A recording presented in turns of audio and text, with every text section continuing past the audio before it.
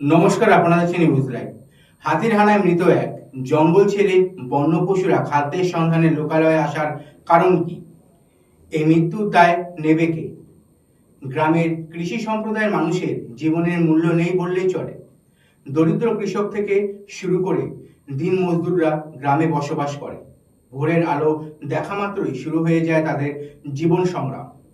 তারা ঘুম থেকে উঠে বেরিয়ে পড়ে কোনো না কোনো কাজে, আর বনের পশুরা জঙ্গল থেকে বেরিয়ে আসে খাদ্যের সন্ধানে। এক সময় ছিল, হঠাৎ শোনা যেত বনের পশুরা দল বেঁধে ভুল পথ ধরে লোকালয়ে প্রবেশ করছে। এখন প্রত্যেক দিনই শোনা যায় বনের পশুরা লোকালয় হয়ে বেরিয়ে এসে মানুষের জীবন কেটে দিচ্ছে। এমন একটি ঘটনা ঘটল আজ সকাল 6:30 নাগাদ যোগেন্দ্রনগর এলাকায়। হাতির হানায় মৃত্যু হলো বৃদ্ধার। দেখব হাতি কিভাবে দাপিয়ে বেড়াচ্ছে এবং যে মহিলার মৃত্যু হয়েছে তার ছবি।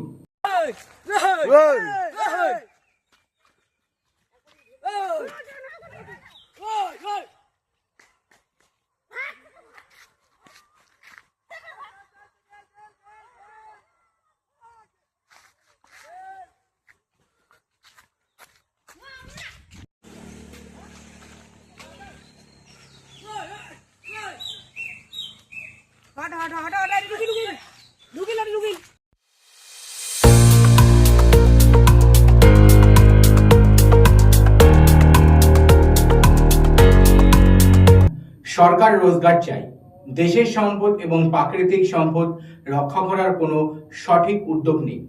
পশুরা কখনো বন থেকে বেরিয়ে এসে লোকালয় হয়ে থাকতে চায় না।